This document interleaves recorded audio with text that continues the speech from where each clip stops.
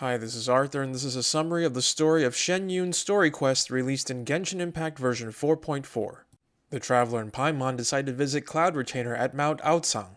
They head over and find Cloud Retainer in human form. Cloud Retainer says she planned to visit her disciples in Liyue, so took a human form to blend in. She invites the Traveler to join her and they head to Liyue. They first meet with Ganyu at Yuhai Pavilion. Cloud Retainer decides to change her name to Shenyun in order to blend in with the humans. They then head to Wanmin restaurant where Shenhe now works. They chat with Shenhe before the lunch rush requires Shenhe to return to work.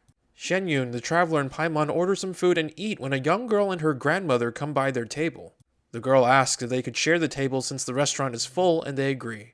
The girl says her name is Xianyun and her grandmother is Yandai. Yandai has dementia and has trouble remembering things. They talk with each other and learn that Yandai was having dreams of the past, though they remain unclear. The Traveler and Shenyun decide to help Yandai recover her memories by going to prominent places from her past. Xianyun mentions when Yandai was younger she was a martial arts heroine and helped a lot of people. The Traveler and Paimon decide to meet with Xingqiu and ask about Yandai since he's really into martial arts and history. Xianyun and Yandai continue eating while Shenyun leaves to meet with Madame Ping.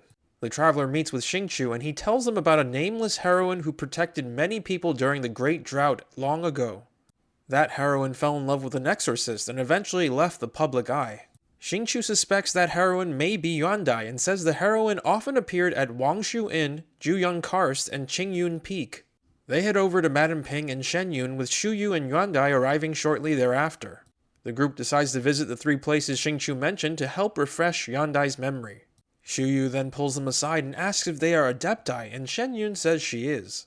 Xianyun tells them a story about an all-white crane that helped her when she was younger. Shenyun says she's never met an adeptus of that description. The group then heads to Wangshu Inn and bump into Xiao, who talks about what Shenyun was like during the Archon War. After reminiscing a bit, Xiao leaves and Yandai starts to remember her past. Yandai remembers staying at Wangshu Inn to recuperate from her illness. Of note is a merchant who sold her some soul-revitalizing tea pills that would hold off her illness for several decades. It seems Yandai's current dementia is because those pills have now worn off. They then head north of Juyang Karst and look around. They eventually find a house where Shuyu's father was born. Yandai recalls praying in the house and being chased by monsters. They then head to Qingyun Peak, but Yandai doesn't find the place familiar.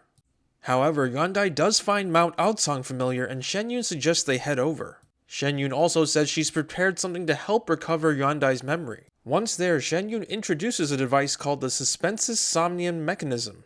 It is a device with many functions such as helping someone relax, relieving exhaustion and insomnia, and helping recover lost memories. Shenyun also takes out another mechanism she got from Madame Ping that provides a gentle adeptal tune. This is required for the mechanism's function.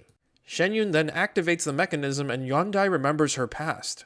Yandai tells him that originally she was a wild crane. Somehow she gained sentience. Cloud Retainer later became aware of Yandai and took her in as an informal disciple. Yandai trained with Cloud Retainer and was even on the path to becoming an adeptus. Yandai revered Cloud Retainer but lacked many of her abilities, like the ability to take human form. Cloud Retainer learned of Yandai's desire to be like her and created a potion that could turn her into human form. However, the potion would only last 10 years, and if Yandai did not return to her original form in that time, she would forget her past and become something neither human, beast, or adeptus. Soon after, Yandai met Shuyu's grandpa and they fell in love. Yandai chose to stay with him in her human form despite the inevitable fate of turning into a monstrosity. However, Yandai felt she betrayed Cloud Retainer in a way and was overcome with guilt. Yandai wrote a letter to Cloud Retainer and left it at Mount Aotsang and hid herself away from the world. Yandai's illness eventually worsened until she was saved by the traveling merchant she met at Wangshu Inn. Yandai then realizes the traveling merchant was actually Cloud Retainer in disguise. Shenyun then tells her side of the story. When Cloud Retainer received Yandai's letter, she was furious. Cloud Retainer left Mount Aotsang to bring Yandai back to her senses. However, Cloud Retainer came to recognize Shuyu's grandpa was a good person and genuinely loved Yandai. Cloud Retainer decided to let them live their lives and created and delivered the medicine to Yandai while disguised. Unfortunately, the medicine contained adeptal blood, which likely attracted the monsters that chased Yandai when Shuyu's father was born.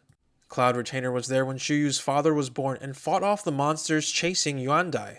Shenyun also confesses to being the white crane that helped Shuyu when she was younger. Shenyun then says that instead of Yandai turning into a monstrosity, Shenyun has a way to revert Yandai to her original form of a wild crane. Yandai will lose her sentience but may regain it in the future. Yandai then says her goodbyes and vows to keep training until she can turn into a human again and live with Shuyu. Yandai turns into a crane and flies away. Shenyun then turns on her mechanism to comfort everyone with pleasant dreams.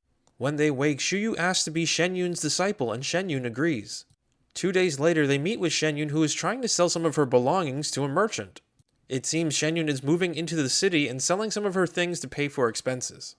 The merchant says he is bringing an expert to look at the goods, and it turns out to be Zhang Li. Zhang Li vouches for the value of Shenyun's items, and the merchant agrees to buy them all. Shenyun then takes everyone out for a meal. And that is the end of this quest in this video. If you've liked what you've seen here, please like, comment, and subscribe.